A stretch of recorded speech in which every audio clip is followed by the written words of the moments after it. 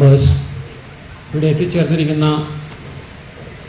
എൻ്റെ സഹ ഉപഭോക്താക്കൾ, എല്ലാവർക്കും നമസ്കാരം. KCB സമർപ്പിച്ചിരിക്കുന്ന ഈ 111 പേജുണ്ട് എന്ന് പറയുന്ന ഞാൻ വായിച്ചതാണ്. ആ പെറ്റീഷൻ മുഴുവനും തെറ്റുകൾ ഉള്ളതും അലങ്കോലമായിട്ട് പ്രിപ്പയർ ചെയ്തിട്ടുള്ള ഒരു ഡോക്യുമെൻ്റാണ്.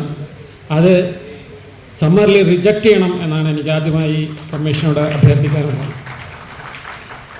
രണ്ടാമത് പറയാനുള്ളത്, KCB ഒരു മോണോപ്പൊളിയായിട്ടാണ് കേരളത്തിൽ ഇവിടെ പ്രവർത്തിച്ചുകൊണ്ടിരിക്കുന്നത്. ഇലക്ട്രിസിറ്റി റെഗുലേറ്ററി കമ്മീഷൻ്റെ ചുമതലകൾ വിവരിക്കുന്ന ഭാഗത്ത് ഇന്ത്യൻ ഇലക്ട്രിസിറ്റി ആക്ട് 2023 പറയുന്നുണ്ട്, ഈ മേഖലയിൽ കോമ്പറ്റീഷൻ കൊണ്ടുവരാനും മോണോപ്പൊളികൾ അവസാനിപ്പിക്കാനും ഉള്ള ശ്രമങ്ങൾ നടത്തേണ്ട ചുമതല റെഗുലേറ്ററി കമ്മീഷനുണ്ടെന്നാണ്. അപ്പോൾ അത്തരത്തിലുള്ള ഒരു പ്രവർത്തനവുമായി മുന്നോട്ട് പോവുകയും ഈ മോണോപ്പൊളി ഉള്ളതുകൊണ്ട് മാത്രമാണ് ഇവർ ജനങ്ങളുടെ മുകളിൽ ഇങ്ങനെ കുതിര കയറാൻ ശ്രമിക്കുന്നത്. ഒരു തരത്തിലുള്ള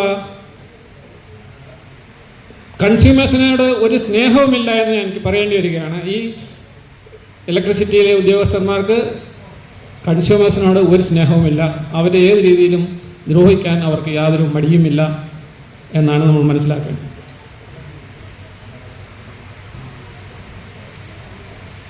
കെടുകാര്യസ്ഥതയും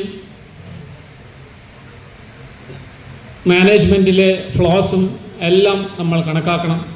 അത് മനസ്സിലാക്കിക്കൊണ്ട് ഈ KCB എന്ന സ്ഥാപനം എത്ര നാളിങ്ങനെ മുന്നോട്ട് പോകും?